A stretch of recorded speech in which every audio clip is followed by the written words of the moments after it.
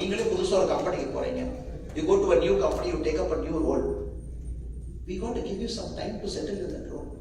Maybe 6 months, maybe 1 year. You understand, you do your best. அப்ப சுத்தி இருக்கவங்க எல்லாம் என்ன பண்ணணும்னா, how can I make you a better person தான் யோசிக்கணும். நீங்க சாஃப்ட்வேர் இன்ஜினியரா அமேசான்ல போய் உட்கார்றாரு, ஃபிளிப்கார்ட்ல இருந்து வர்றாருனாங்க, சுத்தி இருக்கிறவங்க என்ன யோசிக்கணும், how can I equip him to perform better. அதனால இன்னைக்கு என்னுடைய திங்கிங் என்னன்னா, ஒரு வருட காலம் நாம சப்போர்ட் கொடுப்போம், எக்யூப் பண்ணுவோம், பெட்டரா பெர்ஃபார்ம் பண்ணணும். தடைக்கல்லை போட வேண்டாம் அப்படிங்கிறது இரண்டாவது நிலைப்பாடு. அதனால நம்ம எந்த விஷயத்தை சொன்னாலும் கூட அறிவுறுத்துகின்றோம், சொல்லுகின்றோம். இதை நீங்க பாருங்க, ஒயிட் பேப்பர் ரிலீஸ் பண்றோம், உங்க ஆள்கிட்ட பேசுங்க, டிஸ்கஸ் பண்ணுங்க, இப்படி தான் நம்ம சொல்றோம். மூன்றாவது, இன்னைக்கு தமிழ்நாடு குறையோடி போயிடுச்சு. நான் ஏற்கனவே சொன்னேன், இங்கிலாந்து பாலிடிக்ஸ் மாதிரி இவ்வளவு கேப் இருக்கு, வரவுக்கும் செலவுக்கும் சம்பந்தம் இல்லை. somebody is sitting in that governance. மாத்துறது அவ்வளவு ஈஸி கிடையாது. அதனால இன்னைக்கு very hopeful start. let us wait, let us be patient. 1 year is the minimum time a political party or a government needs new government. அதுல பாதி பேர் வந்தக்கூடிய அமைச்சர்கள்லாம் அவங்க இதுவரை கவுன்சிலரா கூட இருந்ததில்லை, நீங்க அமைச்சர்களா இருக்காங்க பாவம். அவங்களுக்கு அந்த ஸ்பேஸ் கொடுக்காம எப்படி அவங்க பெர்ஃபார்ம் பண்ணுவாங்க? somebody is a minister, you got to give him space.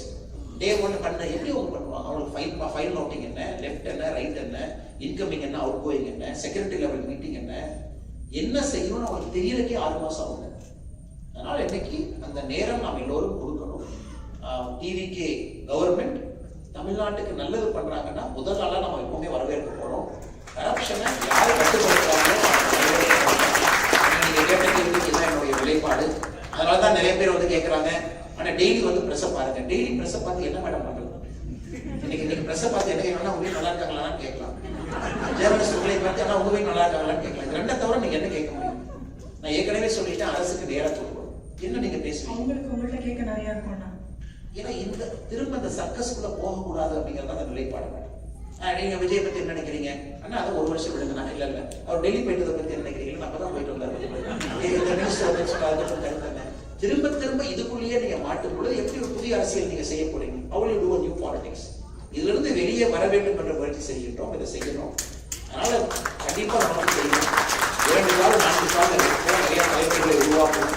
அதனால் நம்பிக்கையோடு வந்திருக்கக்கூடிய எல்லா பெரியவர்களுக்கும் ஒரு பெரிய நன்றியை இந்த நேரத்தில் தெரிவிச்சுக்கிட்டு, ஒரு பெரிய லாங் வீக்கெண்ட்.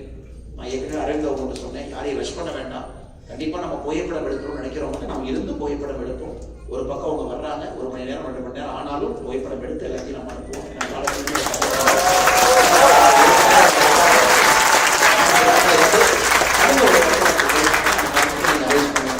அதே நேரத்தில் உங்களுக்கும் பெரிய நன்றி. அட்லாண்டாவிலிருந்து வந்து இந்த நிகழ்ச்சியை தொகுத்து வழங்குறீங்க. Thank you so much.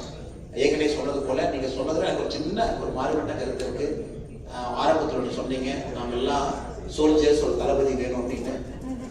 First among equals, நம்ம எல்லோருமே தலைவர்கள் தான். Let us find the best among each person.